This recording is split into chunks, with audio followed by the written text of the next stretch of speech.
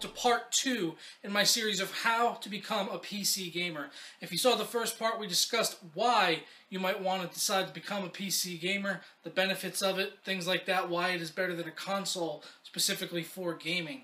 And in this part, we're going to be discussing the pre-planning phase, basically where you're, just figuring out what you're looking to do with this computer and things like that, and things you should look at before you start buying parts and actually ordering things.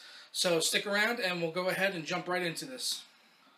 The very first thing is, it's going to be obvious. You got to know your budget. That's the very first thing you should ask yourself. Are you going to be saving for this for a while, or are you getting a big check, maybe like a tax return or something, and you're just going to get a whole bunch of money at once and you're just going to go out and splurge and buy yourself an epic PC to last you for quite a few years? Then, it's fantastic. Or are you, on the lower end of the spectrum, are you just getting into it and you're not really sure how much you want to spend? You only want to spend like maybe $600-700, a little bit more than a next-gen console, so you can get gaming at 1080p. Maybe not at ultra, but you'll be able to get on there and game. If you're at that budget, or maybe you're, a teenager, you're a young person's first time doing this, and your parents are funding it, and it could be hard to get parents to go out and spend over $1,000 on a computer for you. That could take some heavy convincing. Unless you come from a very well-off family, then by all means, go for it. But yeah, you have to know your budget going into this. Otherwise, you're just going to be lost, and you don't want to go out and, like, if you only got $700 to spend, you're not going to buy a GTX 780, because that's not going to leave you a whole lot of wiggle room for everything else. You got to know what's important to spend more money on over certain other things. Some things are more important than others. You could get away with buying like a $60 to $70 motherboard as long as it gets the job done. Obviously, there are more expensive options going all the way up to $500-600, but it depends on chipset and what you're just looking to get out of it altogether. So know your budget, and know that going in ahead of time how much you're looking to spend exactly. Once you have your budget assembled, you're going to basically have a couple other decisions you're going to need to make. First off, are you going to be putting this together yourself? Or are you going to hire like a boutique builder, like someone like Ironside Computers or CyberPower PC, someone like that to, build it for you? Like, you can go on there and basically just cherry pick all the parts you want, and they'll build it for you. They give you a warranty. They have great customer service, but it is a bit more expensive. If you're not uncomfortable about spending a few $100s more to have someone else build it for you and get the warranty on the back of that, you can even have them overclock it for you and give you overclocking warranties. And if anything's ever wrong, almost all of them, the good ones anyway, give 24-hour customer support on the phone. You can talk to a real live person, or if you have problems beyond that, you can always send the computer back in and they'll fix it and then send it back to you good as new. Then obviously there's also the other option of a laptop, but I really can't stress enough that this is a horrible idea. A laptop might look like a good thing on the outside because, if you're coming from console especially, it's, something you take right out of the box and bam, it's ready to go. Instantly ready to go.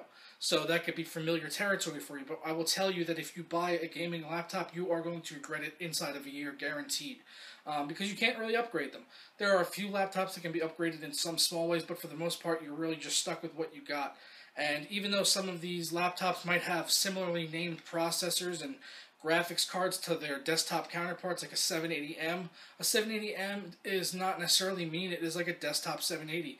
Not even close. 780M is going to perform pretty well for you. You're going to be able to run pretty much every game out there, at decent settings. But in a year or so, it's going to be outdated, and you're going to want to upgrade, and you won't be able to. So you have to upgrade the entire thing. But you won't, because if you buy a gaming laptop as your first gaming rig, I guarantee you, the next time around, you're not going to be buying another gaming laptop. You're going to be regretting that you bought the laptop, and you're going to be looking to build your own computer. That's exactly what I did, and I really regret it. I had gotten a large sum of money all at once, and I went out and I spent almost $2,000 on a gaming laptop. I regretted it within 3 months, and then I wound up building this thing afterwards and sold the laptop to put towards buying my second 780. So just stay away from laptops because they're shit. The processors are slow. They're not as good as desktop processors, and the same for the graphics card, the RAM. Everything is slower. Even though they might sound similar in spec, they're not going to perform the same. Also, something you have to consider with that is heat. Now, you might think heat's not that big of a deal. Oh, it just runs a little bit hotter, no big deal.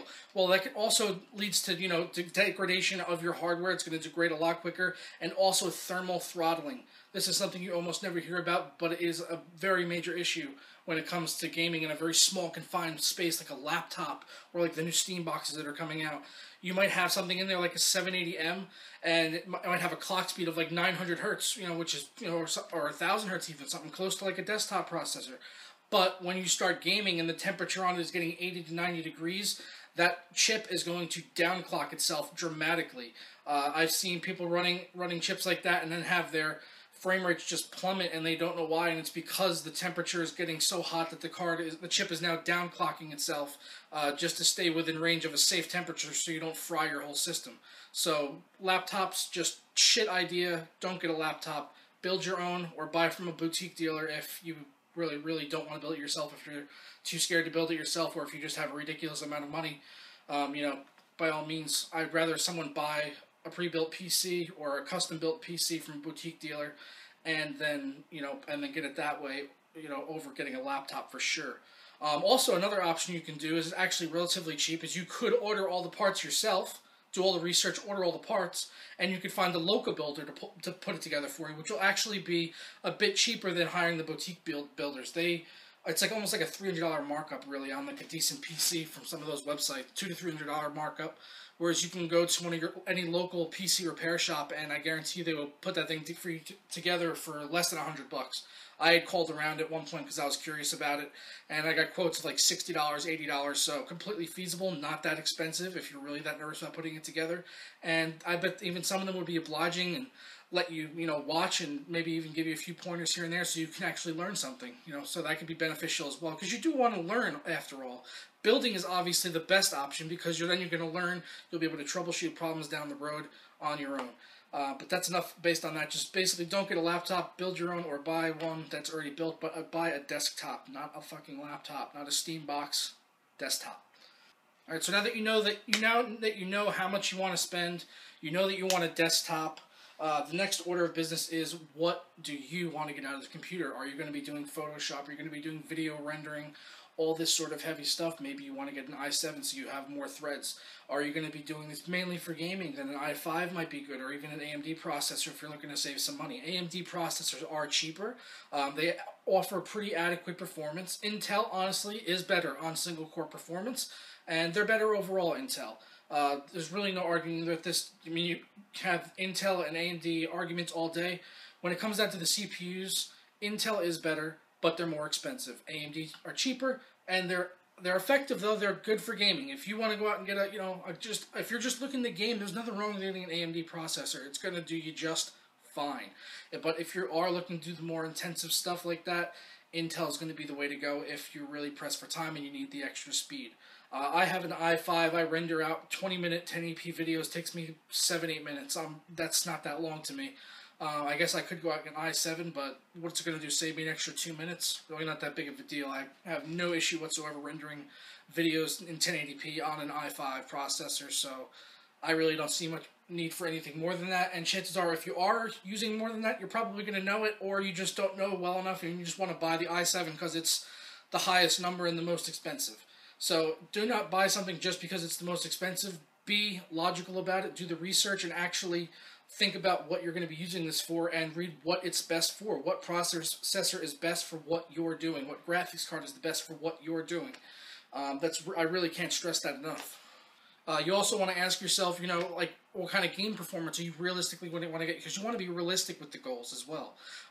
If you want to run every single game maxed out at 1080p, there's a certain graphics card and processor you're going to want to get for that. You're going to want to get like a 770, 780, or if you're in the AMD camp, like a 280X to a 290X, somewhere in that range. If you really want to run everything at Ultra, you'd want to go at the top end of the spectrum, like a 780 or a 780 Ti, or with AMD, it would be like the 290 or the 290X.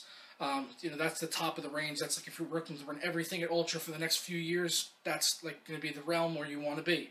If you are just looking to just basically run games, you don't care about running them on low, and you don't care about getting 60 FPS or higher, then you can save some money and you can go get like a 760 or even a 750. A 750 Ti's are the first chips that released on Maxwell. They're only about $150. You can get those and slap them into almost any PC out there. You can go to Best Buy and buy a PC off the shelf for $300. Go home, order a 750 Ti, slap it in that bad boy, and you'll be able to play some games at like low on 720p. You'll be able to get in the game. You're not going to be having the greatest experience, but you'll be able to get in the game. You'll be able to get on there with your friends. You'll be able to do something. At least, get your feet wet and see what the PC gaming is all about. Maybe you like it, maybe you don't. That's a good way to try it out if you've already got some kind of PC that's okay. You can just go ahead and throw a 750 Ti in there and you'll be able to get a mediocre experience of what PC gaming is actually all about. So you got to know what you want to get out of the PC, overall. How much gaming performance are you looking to get? How long do you want it to last before you need to upgrade? These are things you need to know before you start buying parts. Do your research. Google everything. If you don't know something, Google it, or ask me, or ask someone else. Post on a forum somewhere. Linus Tech Tips forums are excellent. It has a great community. There's not like any fucking trolling going on or anything on there. Everyone's on there is just likes PCs. They like talking about PCs, and there isn't a stupid question that you can ask. So just either Google it, and if you can't find it on Google, go ask it somewhere like Linus Tech Tips forums, because those are great. I'll link to those down below if you want, if you've never been there before. And the last thing I want to cover in the pre-planning stages before you buy parts is to not buy an impulse. I made a really stupid mistake when I was buying my parts. I kind of bought my power supply in impulse. Now, it's not to say it's a bad power supply. It's a fantastic power supply. It's a Corsair. I could recommend Corsair to everyone. But I was kind of a novice at going into when I first built this desktop PC, because I was coming from a laptop. I didn't really know everything at that time when I first put it together. It took me like 9 months to save money to just get this PC up and running without a graphics card. So I had a long time to do my research, but the one area where I bottled it was on the power supply. I knew I wanted a modular power supply because I just heard that I had read somewhere and heard in videos modular power supply is what you want. I didn't even know why I wanted it. I just knew I wanted it. And for whatever reason, I thought in my head that modular meant that the cables were covered, like sleeved cables. Absolute new mistake. I know that now. I know what a modular power supply is now, but at the time I did not. And I saw this power supply, 850 watt.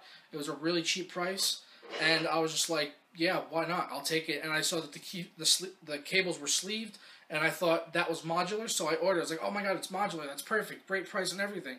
And then I find out like the very next day what a modular power supply actually is, and I was like, oh no. And now I'm going to have so many extra cables, but it actually wound up being fine. I have one extra cable at the bottom of my PC, and you can't even see it.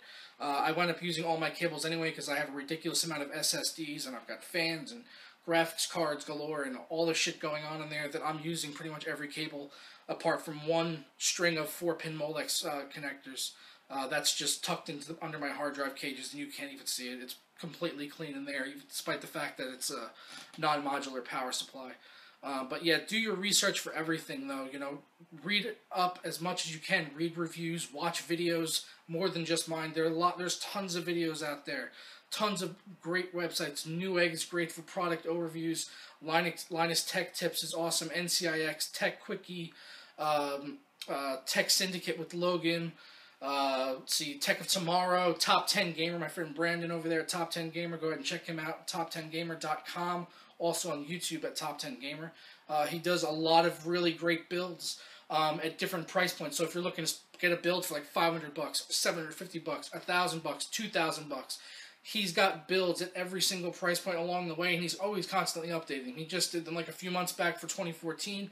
A lot of that information is still up to date and holds true now. So go ahead and check out his channel if you're looking for different builds at different price points. It's really good for that. And I'll put a link down to his channel in the description below. So that's going to wrap it up here for part 2, the pre-planning phase of how to become a PC gamer. Be sure to check back for part 3, which I'm going to try to turn around a lot quicker, probably get it out within about a week, to do the part 3 where we're actually going to go over picking the parts. We're going to go over picking each individual part, what's good, what's bad, different price points, all of that, and each part explained and why certain parts are more important than others. So be sure to subscribe to check back for part 3. Hit the like button below if you like what you saw. Dislike it if you disliked it. And don't forget to leave a comment below and tell me what you thought. Or if you have any questions, feel free to ask because I read every single comment that I get. I appreciate all you guys for watching. Thank you so much. I'll catch y'all next time. Ta-da!